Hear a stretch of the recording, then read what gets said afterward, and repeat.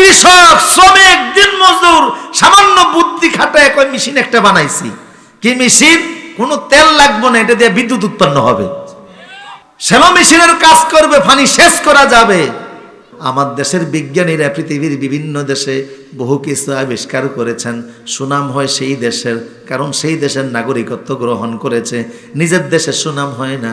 আমার দেশের মানুষেরা তেমন কিছু পায় না, এরপরেও মাঝে মধ্যে দেখা যায় অনেকে হেলিকপ্টার পর্যন্ত বানিয়ে ফেলে।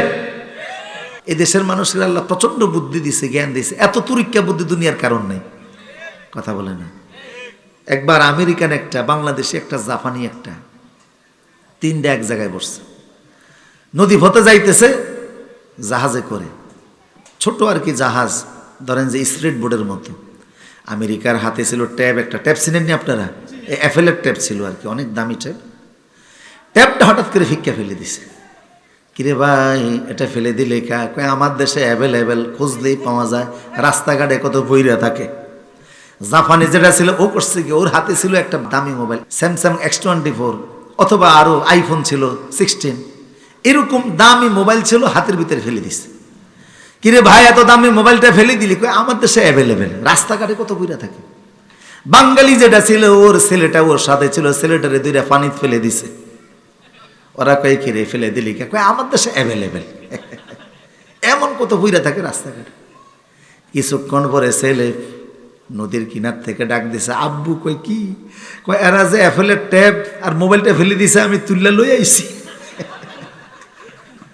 এত বুদ্ধি আমেরিকানদেরও নাই, জাপানিদের কোন, যেই বুদ্ধি আল্লাহ আমাদের মাথার মধ্যে দিছে। কথা বলেন ঠিক কিনা? আমি আপনাদের উড়িষ্যার থেকে মাহফিল করে যাচ্ছি ঢাকার দিকে। কিছু দূর যাওয়ার পরে দেখে রাস্তার পাশে লাল ফ্ল্যাগ টানানো। কিরে এত ফ্ল্যাগ? লাল ফ্ল্যাগ তো টানায় যে মরে যায় তার জন্য। অ্যাম্বুলেন্সের সামনে লাল ফ্ল্যাগ টানানো হয়। কথা কোন না কা? বিশেষ পরিস্থিতিতে দেয়, রেড সিগন্যাল হলে দেয়, বিশেষ কারণে লাল পতাকা বহন করে। এরা দিয়ে রাস্তার জায়গায় জায়গায় লাল পতাকা লাগাইছে। সামনে গিয়ে দেখি কালেকশন করতেছে, মাহফিলের জন্য টাকা চাইতে আছে। আমি বললাম লাল পতাকা দিয়া টাকা চাও কেন? কয় লাল পতাকা দিয়া টাকা চাই এই কারণে, লাল পতাকা হলো বিপদের চিহ্ন, বিপদের আলামত। টাকা যদি না দেন বিপদে পড়বেন। বুদ্ধি কি! আমার প্রিয় সুদীপ, সৌদি আরবের জেদ্দায় যখন আপনি প্রবেশ করবেন, গিয়ে দেখবেন সেখানকার ডোমেস্টিক টার্মিনাল যেটা, ওখানের এয়ারপোর্টটা কোন নমুনায় বানানো পরে টেকসই হবে, আবহাওয়ার সাথে, এনভায়রনমেন্টের সাথে মিলবে, তাপমাত্রার সাথে খাপ খাইবে, এই বুদ্ধিটা দিয়েছে বাংলাদেশি ইঞ্জিনিয়াররা। আলহামদুলিল্লাহ। শুধু তাই নয়, মসজিদে নববীর চারপাশে যে ছাতাগুলি দেখছেন না আপনারা? কথা বলেন, দেখছেন? আজান দিলে দেখবেন একসাথে সবগুলি ছাতা ওপেন হয়ে যায়। এইরকম ছাতা দ্বারা এই জায়গাটাকে সুন্দর করার পরামর্শ দিয়েছে বাংলাদেশি ইঞ্জিনিয়াররা।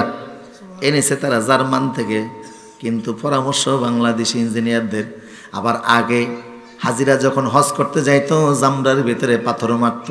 পাথর মারতে গিয়া চাপাচাপি খেয়ে, গড়াগড়ি খেয়ে, ধাক্কা ধাক্কি খেয়ে অনেক হাজি মারাও একসাথে সবাই পাথর মারতে যেত। জিলহজ মাসের 10 তারিখ পাথর মারতে গিয়ে যখনই তারা জামরা শয়তানকে পাথর মারতো, রব্বানলে শয়তান রাদিয়াল্লির রহমান হাজ্জাম মাবরুরা সাইয়াম মাশকুরা জামবান মাগফুরা।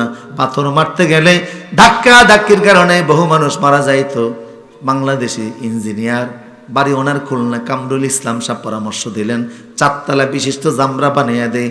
লোকেরা লিফটের মাধ্যমে উঠবে, 4 তলা থেকে একসাথে পাথর মারবে, ধাক্কা ধাক্কি কম হবে, এত মানুষের জীবন যাবে না। তাহলে বোঝা গেল আমার দেশের মানুষের বুদ্ধি আছে না নাই? এই যুব সমাজের ব্রেন নষ্ট করার জন্য মাদক আনা হলো। কথা বল ঠিক কিনা? এটা এমন এক পচা জিনিস, শুধু ব্রেন নষ্ট করে না, শরীরও নষ্ট করে। এই মাদক চাষ যেখানে হয় দেখবেন ছাগলের ভিতরে প্রবেশ করে না।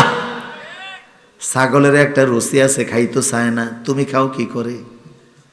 তুমি বলবা বিড়ি খাওয়া হারাম নাকি? বিড়ি খাইলে দুয়া আছে না নাই? রাসূল বলছেন দুয়া হলো জাহান্নামের আলামত, আর সুগন্ধি হলো জান্নাতের আলামত। যেই জিনিস থেকে দুয়া বের হয় ওটা কোনোদিন খাবারের উপযোগী না, অবশ্যই এটা হারাম। কথা বলেন ঠিক কিনা?